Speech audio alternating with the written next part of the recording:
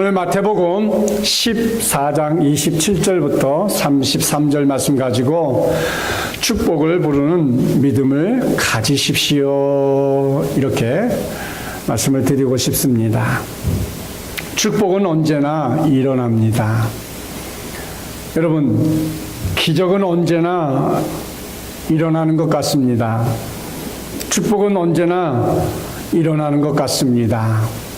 과연 축복이 누구에게나 그냥 우연히 어쩌다가 일어나는 것일까요? 우연히 절대 아니라는 겁니다. 축복은 항상 그럴 만한 요인을 준비하고 있을 때 준비된 것 위에 일어난다는 거죠. 내가 준비한 것만큼 일어나는 거예요. 믿음이라는 말보다 애매한 것은 없어요. 믿음이 좋다는 것은 무엇이고 믿음이 약하다는 것은 그럼 과연 무엇일까? 분명하게 말하기가 어렵습니다. 무엇을 기준으로 믿음이 좋다고 해야 하는지 또 믿음이 없다고 해야 하는지 잘 알 수가 없는 것입니다. 그럼에도 신앙생활 중에 이 믿음보다 더 중요한 것은 없을 것입니다. 성도는 믿음으로 살아가는 자이기 때문입니다. 그렇다면 오늘 우리의 믿음에 대해 한번 새롭게 생각해 보는 시간이 필요할 것입니다. 왜냐하면 예수님께서 이 세상에 다시 오실 때 내가 믿음을 볼 수 있겠느냐 하셨기 때문입니다. 바로 지금 예수님께서 우려했던 믿음의 부재의 시대가 아닐까 우리 함께 생각해 보아야 합니다. 교회는 정말 많아요. 신자도 정말 많이 늘어났습니다. 교회가 많고 신자가 많은데 과연 그렇게 교회가 많고 신자가 많은 것만큼 우리 성도들의 진정한 믿음의 사람, 진정한 신앙의 사람 얼마나 찾아볼 수 있을까? 그래서 지금 한국교회에 필요한 것은 믿음을 회복하는 것입니다. 그 믿음의 회복이란 바로 하나님께 대한 신뢰의 회복을 말합니다. 오늘 본문의 말씀은 적잖은 도전과 교훈을 주는 말씀이라 하지 않을 수 없습니다. 첫째, 축복의 원리는 주님을 바로 아는 것입니다.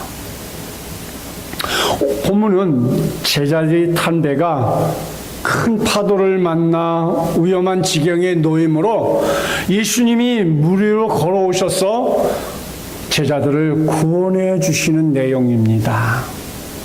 이 내용 중에 우리가 특히 주의해야 보아야 대목이 바로 베드로의 태도였다는 것입니다. 베드로는 물 위를 걸어오시는 예수님께 이렇게 구합니다. 우리 성경 마태복음 14장 28절 한번 찾아보시겠습니다. 오늘 본문 말씀입니다. 함께 성독해 봅니다. 베드로가 대답하여 이르되 주여 만일 주님이시거든 나를 명하사 물 위로 오라 하소서 하니 주여 만일 주님이시거든 나를 명하사 물 위로 오라 하소서. 제자들은 아직도 캄캄한 새벽에 물 위를 걸어오시는 예수님을 처음에는 유령이라 이렇게 생각했던 것입니다. 그래서 모두들 두려웠어요. 떨고 있어요. 그래서 예수님은 내니 두려워 말라. 제자들을 진정시킵니다. 제자들을 안심시키십니다. 그러자 베드로가 정말 우리 주님이 맞으시면 나도 물 위로 걷게 해달라고 주님께 간청을 합니다. 저는 이 장면을 볼 때마다 야 정말 대단한 사람이다. 어찌 저런 저런 것을 주님 앞에 요구할 수 있었을까? 여러분이 베드로라면, 아니 지금 배 위에서 지금 막 두려워서 떨고 있는데 주님이 내니 두려워 말라 그때 주님이 음성했을 때 여러분 무리를 걷고 싶은 그런 욕망이 있을까요?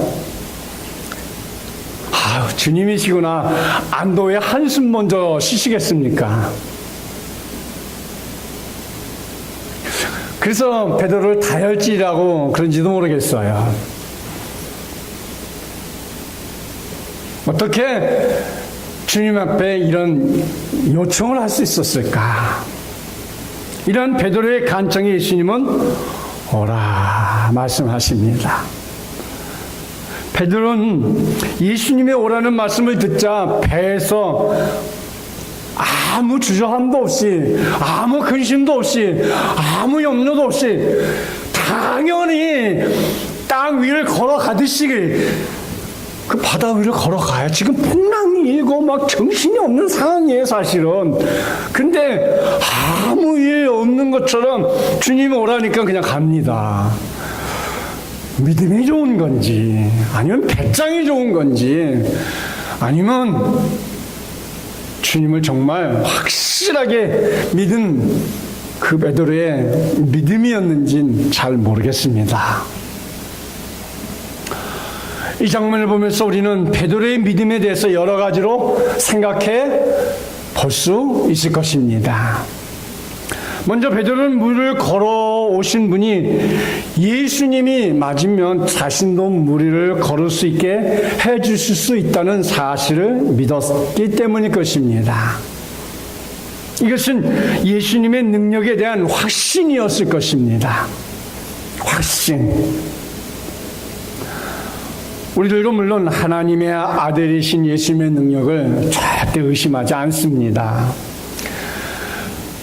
예수님은 말씀으로 이 세상을 창조하시고 또 세상에 오셔서 수많은 병자들을 고쳐주셨고 귀신도 내쫓아주셨고 죽은 자도 살리셨고 바람과 파도도 꾸짖어 잠잠케 해주시는 등 정말 많은 이적과 기사과 권능을 행하신 것을 너무너무 잘 알고 있습니다.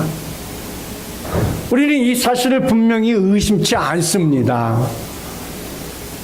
갈릴리에서 첫 번째 기적은 물로 포도주를 만드는 축복이었습니다.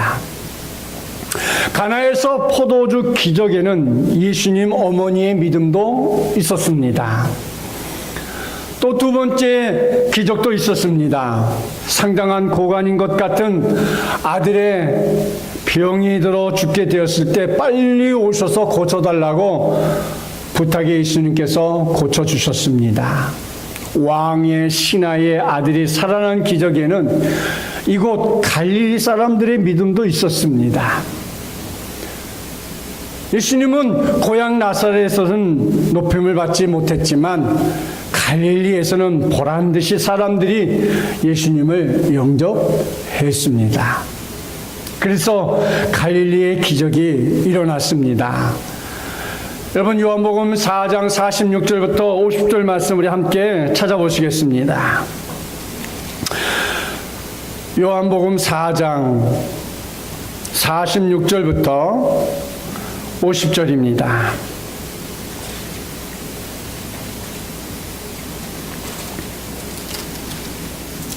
찾은 줄 믿고 4장 46절부터 50절 말씀까지 성독합니다. 예수께서 다시 갈릴리 가나에 이르시니 전에 물로 포도주를 만드신 곳이라.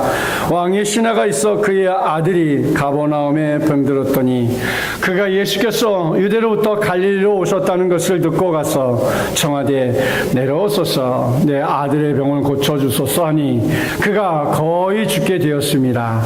예수께서 이르시되 너희는 표적을 기사를 보지 못하면 도무지 믿지 아니하리라. 신하가 이르되 주여 내 아이가 죽기 전에 내려오소서.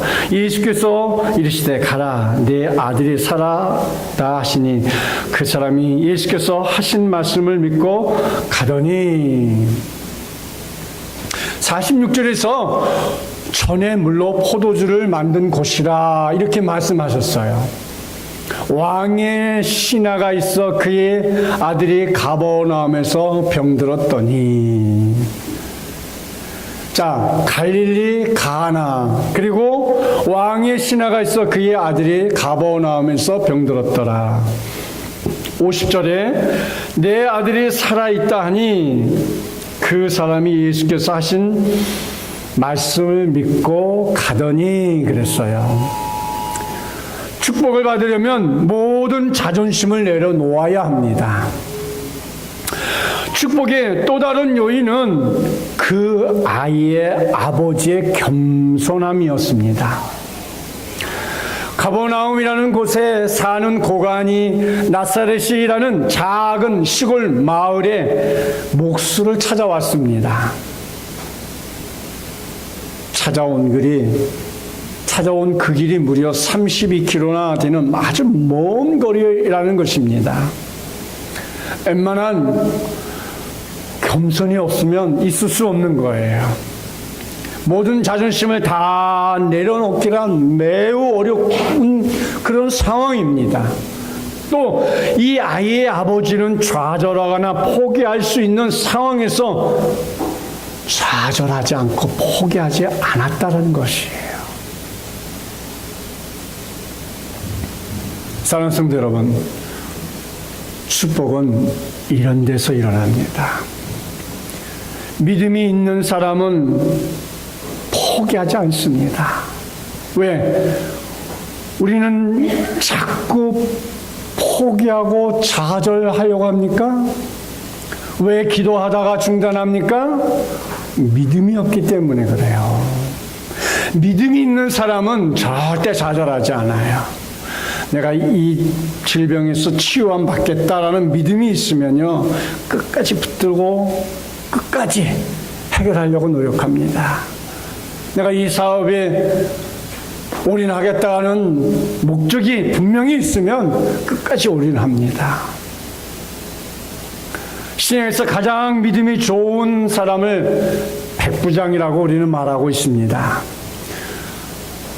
주님이시라면 말씀만 하시면 나를 나을 것을 믿고 있습니다. 이것이 기적을 부르는 믿음이에요. 나을 것이라는 믿음. 두 번째로, 믿음을 실제적으로 적용하면 축복이 옵니다. 적용하는 삶이 필요합니다. 근데 문제는 그 다음입니다. 베드로가 물을 걸어오신 분이 예수님이라는 사실을 알자 그는 예수님의 말씀을 따라 배에서 물 위로 내려왔습니다. 우리는 하나님의 능력에 대한 믿음은 다 가지고 있습니다. 그러나 그 믿음을 실제적으로 적용하는 데 있어서는 문제가 있는 것이지요. 집에서 기독교 방송을 틀어놓고 설교를 듣는데 어떤 목사님이 이런 설교를 하시더라고요. 여러분 다 들어봤던 설교예요. 예화예요. 어떤 믿음 좋은 집사님이 등산을 갔다 오다가 그만 바위에서 미끄러져 추락을 했어요. 아마 어두운 밤이라서 발을 헛디뎌서 미끄러진 것 같습니다. 미끄러지면서 간신히 나뭇가지 하나를 붙들었어요. 하나를 붙들고 대롱대롱 매달려서 간절히 기도를 합니다. 하나님 살려주세요. 얼마나 다급한 기도인지 하나님 즉각 응답을 해주셨어요. 하나님의 음성이 들려옵니다. 그 절벽 나뭇가지에서 손을 떼거라. 그러면 내가 두 손으로 받아주겠노라. 이 집사님이 한참을 고민을 하다가 거기 하나님 말고 다른 분 안 계세요? 못 믿겠다는 거죠, 하나님을. 날이 밝아서 아래를 보니까 발 바로 밑에 땅이 있더라는 거예요. 그 그게 어떻게 보면 우리의 신앙이에요. 우리의 믿음이에요. 믿겠습니다. 믿습니다. 이렇게 말은 하고 거기 하나님 말고 다른 분 안 계시냐고 못 믿겠다는 거죠. 두렵다는 거지요. 확신이 없다는 거지요. 이것이 우리의 믿음의 실체라는 겁니다. 우리는 하나님이 계신 것과 그 하나님의 기적을 행하신다는 사실을 알면서도 막상 그것이 내 일이라면, 내가 닥쳐 있는 일이라면 주저한다는 거죠. 뒤로 물러가는 신앙인이 되어서는 안 된다는 것을 말씀하고 있는 겁니다. 근데 베드로는 달랐습니다. 그는 예수님께서 오라는 말씀이 떨어지자마자 배에서 뛰어내렸습니다. 아마 이곳이 갈릴리 호수였을 것입니다. 여러분, 갈릴리 호수 그러니까 조그만 것 같지만요, 제가 성지순례 가서 가보니까 엄청나게 큰 호수예요. 바다와 같아요. 네. 우리 섬에 들어갈 때도 보면 가까이에 조그만 무인도 섬들이 이렇게 있어요. 근데 갈릴리 호수는요, 정말 그런 조그만 무인도 섬 같은 건 없고요, 굉장히 커요. 여기서 이쪽에서 저쪽 다른 나라까지 거리가 굉장히 멀어요. 깊은 곳은 50m 이상이 된다고 합니다. 이 깊이면 웬만한 바다의 깊이에요. 빠지면 목숨을 잃을 수 있는 그런 호수입니다. 근데 밤 사경이라고 했습니다. 캄캄한 바다는 낮에도 바닷가에 가면 무서워요. 젊었을 때요, 제가 광화문에서 저기 안양 시흥동까지 여름에 걸어간 적이 있어요. 근데 한강 여의도를 건너가기 전에 한강대교를 건너가다가 한중간에서 내가 이렇게 물 흘러가는 것을 여름에 이렇게 바라보고 있으니까 그 강이 나를 부르더라고. 진짜 불러요. 뛰어내리라고 불러요. 아, 이래서 사람이 뛰어내리나 보다. 젊었을 때 진짜 경험을 했어. 제가 알아요. 혼자 걸어가면서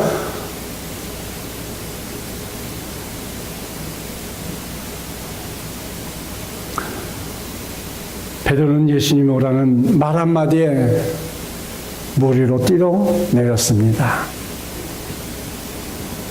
믿음을 실제적으로 적용하면 축복이 옵니다. 마태복음 14장 28절 오늘 본문 말씀이죠. 함께诵독해 봅니다. 베드로가 대답하여 이르되 주여 만일 주시거든 나를 명하여 물 위로 오라 하소서 하니 오라 하시니 베드로가 배에서 내려 물 위로 걸어서 이스케로 가되. 사람들은 축복이나 기적을 자꾸 과학적으로 설명을 하려고 합니다. 그러나 축복이나 기적은 반드시 있어요. 과학이 증명해 주지 못하도요, 기적이 있고요. 과학이 증명해 주지 못하도요, 축복은 반드시 있습니다. 오늘도 여러분이 믿는 것만큼 기적이 있고 여러분이 믿는 것만큼 축복이 있는 거예요. 우리에게 축복과 기적이지만 하나님에게는 평범한 일상일 뿐이에요. 그렇죠? 제가 예전에 그런 설교했습니다. 하나님 입장에서 볼 때 감기 낫는 게 더 쉬우냐, 암을 치료해 주는 게 더 쉽냐 그랬죠. 우리 대답 다 알잖아요. 하나님 입장에서는 감기 치료해 주시는 거나 암 치료해 주시는 거나 똑같아요. 하나님의 일상이에요. 우리가 생각할 때 암은 그 굉장한 걸 어떻게 치료해? 아니요, 하나님은 똑같아요. 하나님 치료하는 건 감기나 암이나 똑같이 치료해요. 평범한 일상이에요. 하나님께서 보실 때는. 사람들이 독일의 나인강의 기적이라든지 한강의 기적을 말을 많이 합니다. 그러나 이런 기적은 결코 우연히 주어진 게 아닙니다.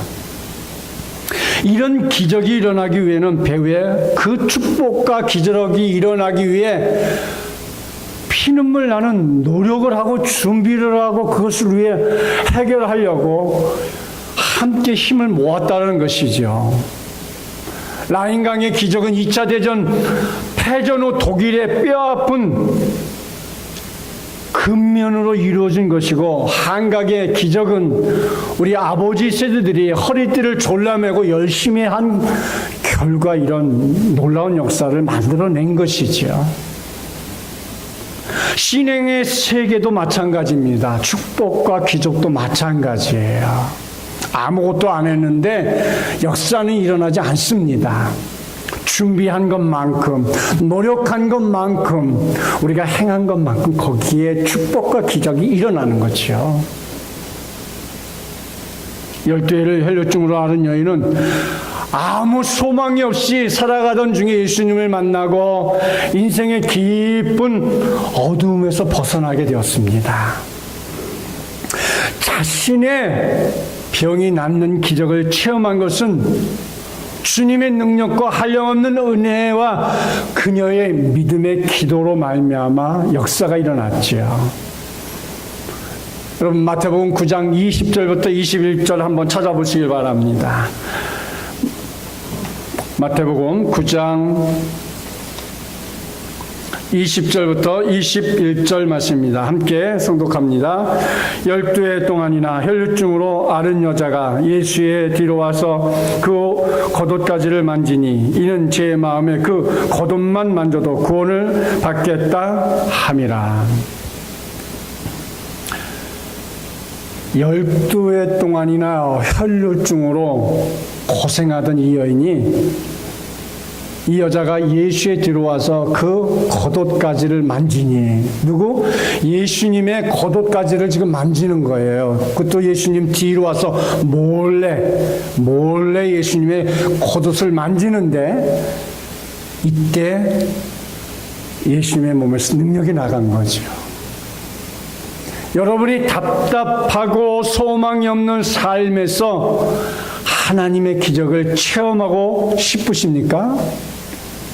축복과 기적을 얻기 위해서 내가 해야 할 노력이, 내가 치유함 받기 위한 그런 내가 할 수 있는 일이 무엇이라고 생각하십니까? 축복과 기적은 우연히 일어나는 것이 아니라 준비된 자에게 일어난다고 말씀드렸습니다. 이 사건은 단지 질병의 치유의 이야기를 다루는데 그치지 않고, 예수님이 하나님이신 것과 예수님의 능력은 그를 믿는 자에게 차별 없이 베풀어진다는 사실을 우리에게 전해주고 있어요. 세 번째로, 축복은 믿기만 하면 역사가 나타나는 거예요. 믿기만 하면. 요한복음 21장에 보면 부활하신 주님께서 제자들을 찾아오십니다.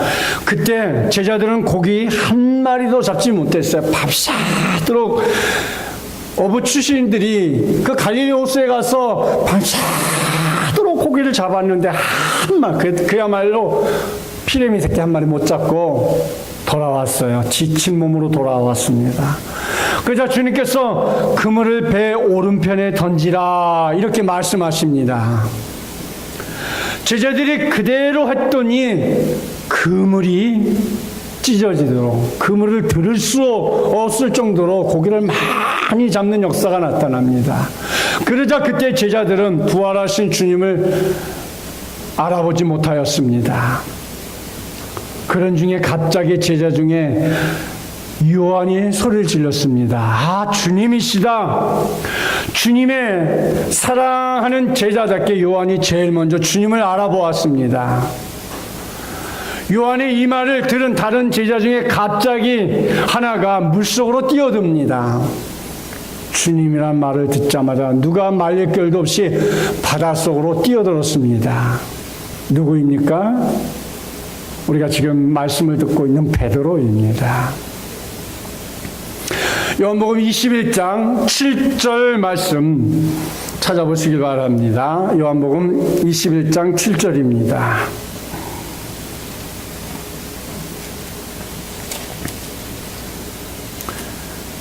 함께 성독해 봅니다. 예수께서 사랑하시는 그 제자가 베드로에게 이르되 주님이시라니 시몬 베드로가 벗고 있다가 주님이라는 말을 듣고 겉옷을 두른 후에 바다로 뛰어내리더라.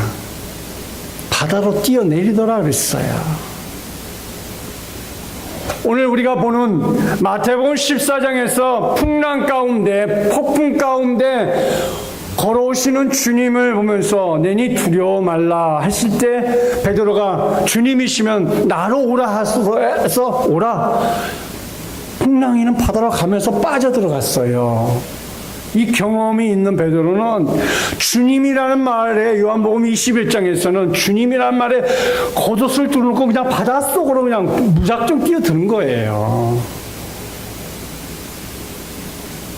과거에도 물을 걸어오신 예수님이 오라 그 말에 바다 위를 걸어갔던 베드로, 주님이라는 말에 요한복음 21장에서 바닷속으로 뛰어내렸습니다.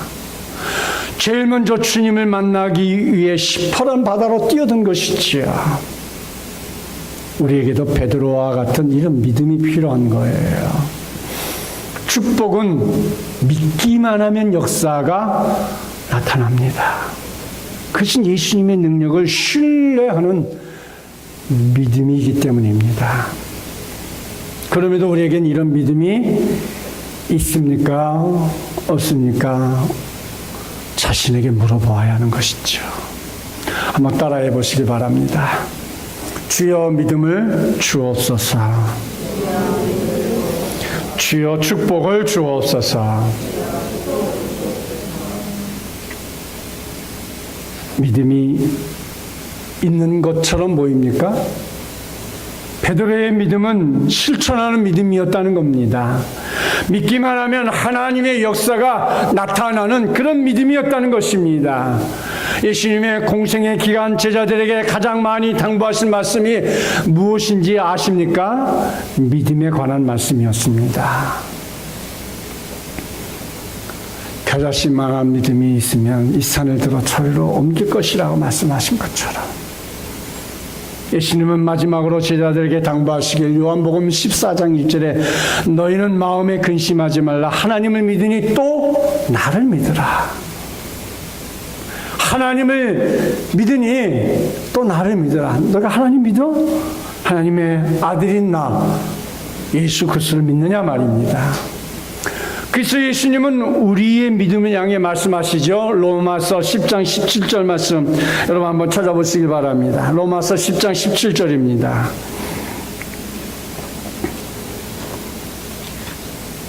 로마서 10장 17절 말씀입니다. 성독합니다. 그러므로 믿음은 들음에서 나며 들음은 그리스도의 말씀으로 말미암느니라. 믿음은 들음에서 난다 그랬어요. 열심히 말씀을 우리가 들어야 하는 것이지요. 열심히 말씀을 들어야 합니다. 열심히 말씀을 먹어야 합니다. 귀로 듣고 입으로 먹고 열심히 말씀대로 실천하는 삶을 살아야 합니다. 열심히 말씀대로 살면 축복의 사람이 되는 거예요. 그래서 축복도 기적도 말씀을 통해서 일어나는 것이죠. 그래서 축복은 믿기만 하면 역사가 나타나는 거죠. 순간순간마다 기적과 축복이 옵니다. 우리가 인생을 살아가는데 축복과 기적이 얼마나 필요한지 아십니까? 축복과 기적이 필요한데 믿음이 있는 곳에 축복이 오고 하나님께서 얼마나 많이 역사하시는지를 우리가 경험해야 합니다. 어느 날 제자들이 물었습니다. 예수님, 우리가 하나님의 일을 하고 싶습니다. 어떤 일이 하나님의 일입니까? 이 물음에 대한 예수님의 대답은 요한복음 6장 29절에 나옵니다. 한번 찾아보시길 바랍니다. 요한복음 6장 29절입니다.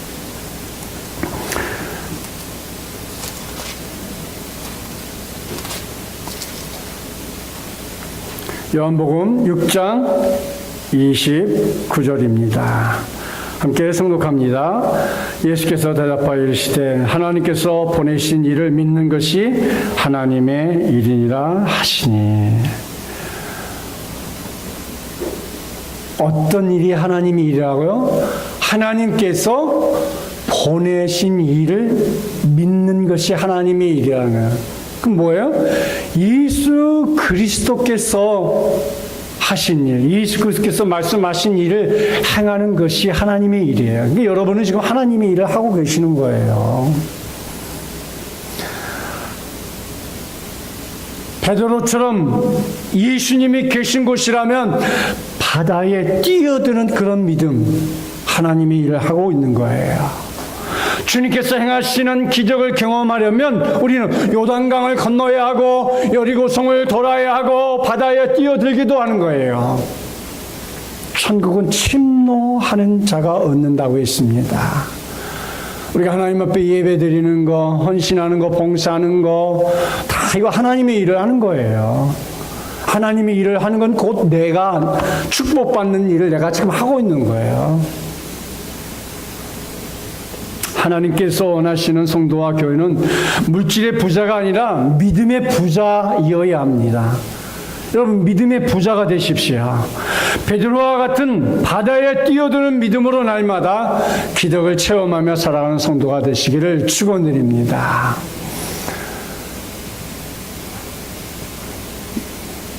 저도 나이가 먹어가는지 어제 설교를 일찍 준비해놓고 이 볼펜 하나 준비해놓는다고 설교를 패드를 가지고 다니면서 설교를 하면서 볼펜 하나 153 볼펜이 있죠? 모나미 153 볼펜 하나 준비해야지. 그래놓고는 지금 설교하면서 또 생각이 나는 거예요. 깜빡깜빡 잊어버리네요. 참 큰일이야. 볼펜의 대명사로 알려진 모나미 153 볼펜이 있죠. 1963년 5월 2일 탄생했네, 이 볼펜이. 볼펜을 생산할 수 있는 공장도 기술도 없었던 상태에서 도산의 위기에서 송삼석 회장님이 기도하면서 직접 붙인 이름이라고 합니다. 회사가 가장 어려울 때 제조업체 사장이 기도원에 올라가 기도를 했습니다. 기도하면서 생각해보니 그간 사업을 하면서 하나님 앞에 범죄한 게 너무 많다는 것이에요. 첫째, 주일 성수를 하지 않았다는 거. 그래서 그는 철저하게 회개했습니다. 이제부터 주일 성수를 철저히 하겠습니다. 둘째, 돈을 많이 벌어도 11조를 안 했다는 거예요. 그래서 그는 하나님의 것을 떼어 먹었습니다. 이제부터 11조를 철저히 하겠습니다. 셋째, 새벽 기도를 하지 않았다는 것입니다. 그래서 회개했습니다. 내가 새벽마다 주님 앞에 기도하지 않았습니다. 기도하기를 쉬는 죄를 범했습니다. 이제부터 새벽 기도를 하겠습니다. 이렇게 결심을 했다는 것입니다. 이렇게 기도하고 난 다음에 하나님의 말씀을 읽었는데 요한복음 21장 말씀에 은혜를 받았다는 것입니다. 바로 요한복음 21장 11절에 함께 성독해 봅니다. 시몬 베드로가 올라가서 그물을 육지에 끌어올리니 가득히 찬 큰 물고기가 153마리라 이같이 많으나 그물이 찢어지지 아니하였더라. 여기에 하나님의 축복이 있어요. 여러분, 거기 뭐라고 그랬어요? 큰 물고기가 153마리라 이같이 많으나 그 뒤에 말이 더 중요해요. 그물이 찢어지지 아니하였더라. 이 하나님의 축복이에요. 찢어지면 뭔 소용이 있어요? 한 마리도 못 잡을 거 아니에요. 그죠? 나는 153마리 이것도 중요합니다. 그러나 찢어지지 않는 축복이 있기를 축원드립니다. 그래서 그는 하나님 앞에 이렇게 기도한 대로 하나님, 제가 모나미 셋이라는 볼펜을 만들겠습니다. 하나님, 이 볼펜이 모든 사람의 손에, 아니 전 세계에 있는 모든 사람의 손에 다 들려지기를 원합니다. 기도하고 난 후 그의 목표는 볼펜 50억 자루를 팔리게 해주세요라고 기도를 마쳤다고 합니다. 망해가는 회사가 볼펜 50억 자루를 판다는 것은 쉬운 일이 아닐 텐데 그렇게 기도했어요. 훗날 모나미 판매 통계에 따르면 50억 자루가 팔렸다고 합니다. 할렐루야. 그렇습니다. 우리가 목표를 정하고 그 목표를 향해 나아가면 역사가 나타나는 거예요.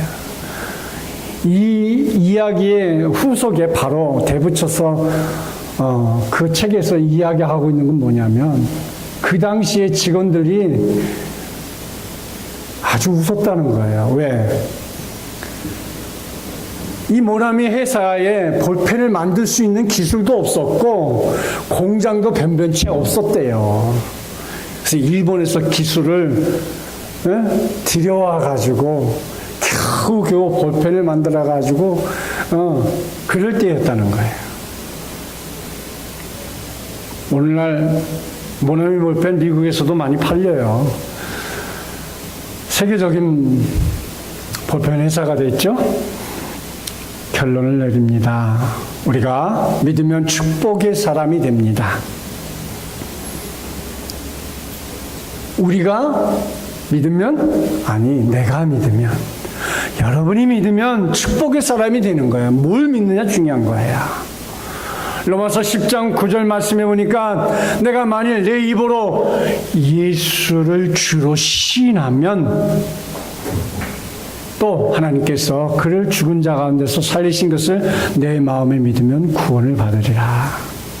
예수를 주로 시인하면 교인들 앞에서조차 자기 믿음을 드러내지 못하는 자가 어떻게 세상과 사람과 마귀 앞에서 당당하게 우리의 신앙을 드러낼 수 있겠습니까? 초대교인들은 자기의 목숨을 걸고 신앙 고백을 했습니다. 여러분, 입술로 믿음과 소망을 선포해 보시길 바랍니다. 우리가 입술로 우리의 믿음과 소망, 꿈과 비전을 선포하면 그것이 우리의 현실이 되도록 하나님은 역사해 주셔요. 그래서 우리가 입술로 자꾸 고백을 해야 되는 거예요. 여러분이 하나님 앞에 비전을 자꾸 하나님 앞에 기도하는 것 굉장히 중요해요. 성도들 비전 없이, 목표 없이, 꿈 없이 막 기도하는데 그러지 마세요. 어떤 사람은 그래요. 너무 허황된, 기독교인들이 너무 허황된 기도를 한다는 거예요. 그게 어떻게 보면 맞는 말이라고 생각하십니까? 전 틀렸다고 생각합니다. 여러분이 허황된 꿈이랄지라도 계속해서 해보십시오. 어디까지 하나님이 역사하시는지요. 여러분 믿은 만큼 하나님이요 해결해 주셔요. 허황된다고요? 절대 허황되지 않아요. 우리 교회가 초창기 때, 개척교 때부터 우리 교회 자녀들을 위해서 하나님 세계적인 자녀, 5대학 육제주를 누릴 수 있는 자녀들, 유학 갈 수 있는 그런 자녀들을 많이 나오게 해달라고 기도했어요. 누구 와서 목사님, 뭐 조그만 교회에서 뭐 유학, 그 조그만 교회에서 아직도 우리 아이들이 이제 초등학교인데 뭐 벌써 결혼을 위해서 그 자녀를 위해서 기도하냐고 그런 말을 했어요. 그런데요, 기도는 미리 하는 거지 닥쳐서 기도하는 거 절대 아니에요. 조그만 교회, 우리 유학파들이 얼마나 많습니까? 유학파들 손 좀 한번 들어볼까요? 겸손하시기는. 앞으로도 계속해서 하나님 우리 자녀들을 정말 세계 무대를 누비는, 앞으로도 유학 가려고 준비하는 사람들 더 많이 있어요. 하나님이 꿈을 가지고, 목표를 가지고 기도하면 하나님이 해결해 주셔요. 내가 하려고 하니까 안 되는 거죠. 그런 믿음을 가지시기 바랍니다. 건강을 주십니다. 죽은 몸이 살아납니다. 영원히 죽은 자가 살아납니다. 사역의 열매를 주십니다. 승리케 하시고 성공케 하십니다. 기적을 체험하고 역사를 일으켜 주십니다. 이런 믿음으로 한 주간 승리하시기를 축원드립니다.